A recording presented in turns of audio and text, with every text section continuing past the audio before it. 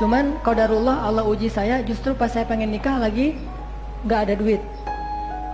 Yang tadinya kaya foya-foya gitu, setiap malam ngafe, setiap malam nongkrong sama teman-teman. Ngafe yuk. Kalau teman-teman mungkin pada shisha, alhamdulillah saya nggak pernah nyoba shisha, nggak pernah merokok, anak baik sih. Alhamdulillah nggak pernah narkoba, nggak pernah rokok, nggak pernah shisha. Walaupun rokok shisha mungkin sebagian masih nganggap biasa aja, tapi saya nggak nyoba gitu, cuma ngopi doang.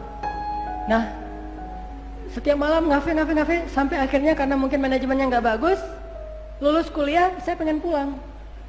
Saya bilang ke ustadz saya di Mesir, ustadz saya pengen pulang. Kenapa? Pengen nikah. Udah ada calon? Belum. Ya udah, tenang aja, tunggu aja, nanti Allah kasih di sini aja biar kamu lebih lama di Mesir. Ternyata benar, suatu hari, sore hari, hujan-hujan gerimis gitu, kayak film lama. Kayak tenggelamnya kapal Van der Wijk. Lagi gerimis-gerimis gitu, saya lagi beli kebab Turki di depan asrama.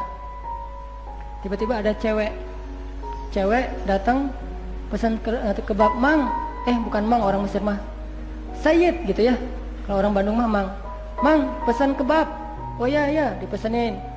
Kebab saya udah jadi tuh, udah dibungkus. Pas kebab dia jadi, saya pergi sengaja ngambil kebabnya dia. Dipanggil kan pasti kan ya. Mas, itu mah kebab saya. Bukan, ini punya saya. Jadi kayak sinetron pura-pura rame gitu. Bukan punya saya. Enggak punya saya. Coba periksa aja kalau nggak percaya. Pas dibuka emang saya tahu itu punya dia. Itu kan benar punya saya, punya Mas kan nggak pakai yang ini dan segala macam. Oh iya ya, maaf salah. Saya nggak sengaja tadi. Dari mana? Kenalan. Mulai. Oh ya, dari Jawa Timur katanya. Jawa Timurnya di mana? Padahal saya belum pernah ke Jawa Timur, masih nanya di mana Jawa Timur. Dia jawab yang mana juga saya nggak akan ngerti.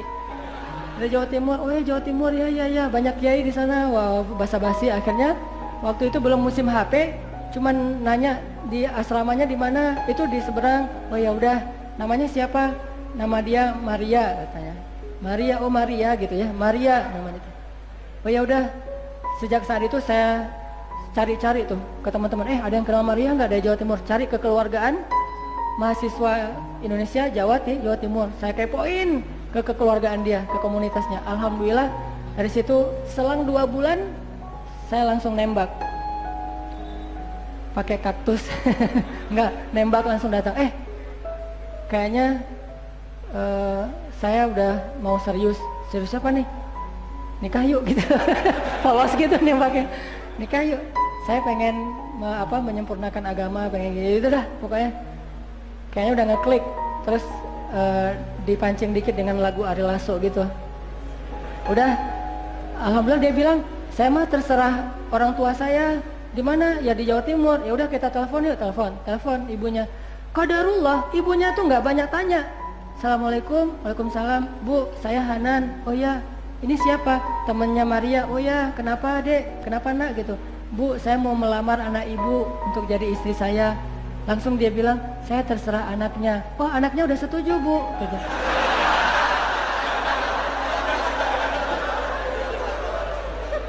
Anaknya udah setuju Bu. Oh ya udah kalau gitu ya, jadi bisa ya Bu, siap ya Bu, boleh ya Bu. Terus aja ditodong-todong gitu. Ibunya akhirnya bilang iya, alhamdulillah. Saya lupa pula, saya bilang assalamualaikum, langsung tutup aja teleponnya. Dia juga kaget pastinya.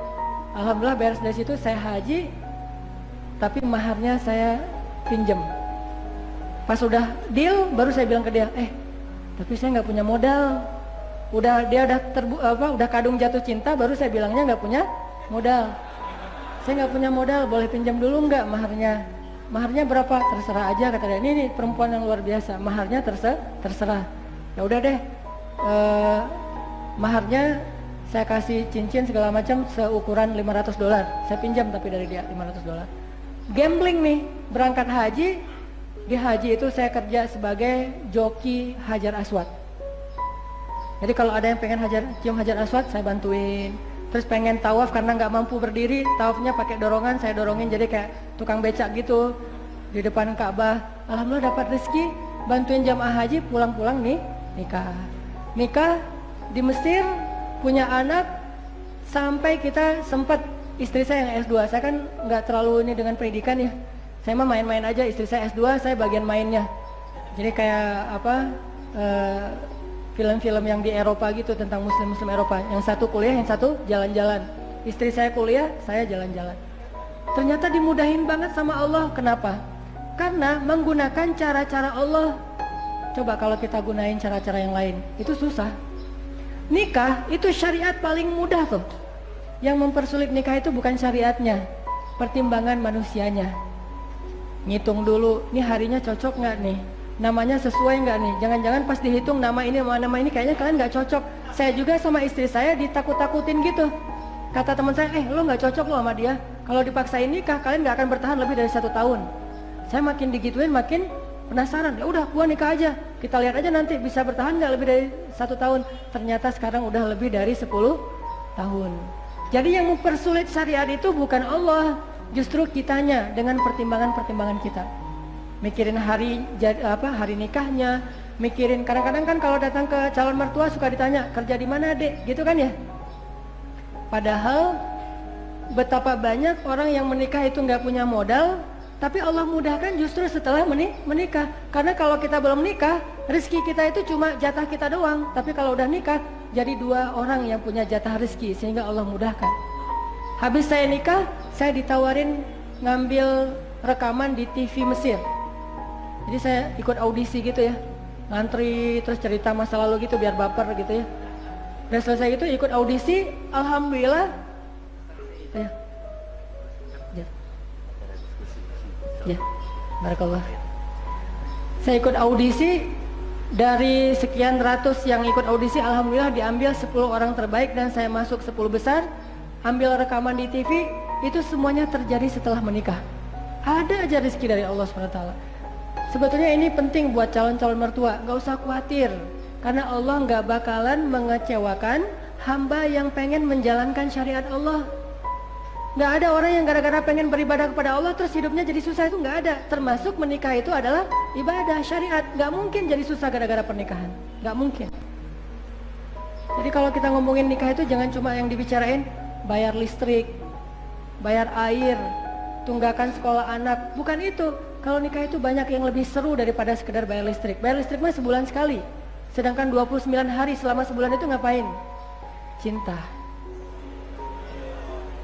Nikah itu syariat yang udah selain mudah, nyaman, pahalanya tuh luar biasa. Memandang wajah istri aja berpahala, bayangin. Makanya orang yang udah menikah, sekedar ngelihat wajah istrinya, bagi orang yang masih jomblo itu kayak sholat 2 rakaat loh. Kalau masih jomblo, lo lagi ngapain? Lagi sholat di masjid 2 rakaat. Terus lo lagi ngapain? Enggak, lagi nongkrong doang sama istri. Enggak, sholat duha lo. Enggak, udah ngelihat wajah istri. Cie. Ngelihat wajah istri juga pahalanya kayak sholat 2 rakaat. Walaupun tetap tidak menggugurkan perintah untuk sholat duha, tapi tetap pahalanya luar biasa. Nikah, ucapannya juga berpahala. Kayak saya lagi jalan sama istri, atau lagi makan berdua. Saya kalau lagi makan sama istri itu suka 1 piring, nggak mau 2 piring. Gelas juga 1.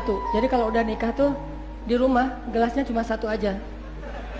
Karena Nabi SAW kalau minum itu pasti bekas dari bibirnya Aisyah. Jadi kalau ada gelas, Aisyah minum, Rasul dulu, Aisyah dulu. Akhirnya Aisyah minum. Nabi perhatiin, oh itu bagian bibirnya. Dicari sama Nabi, Nabi minum dari bagian bekas bibirnya Aisyah. Sekarang orang bid'ah. Bid'ahnya gimana? Di rumah gelasnya ada 2, papa, mama.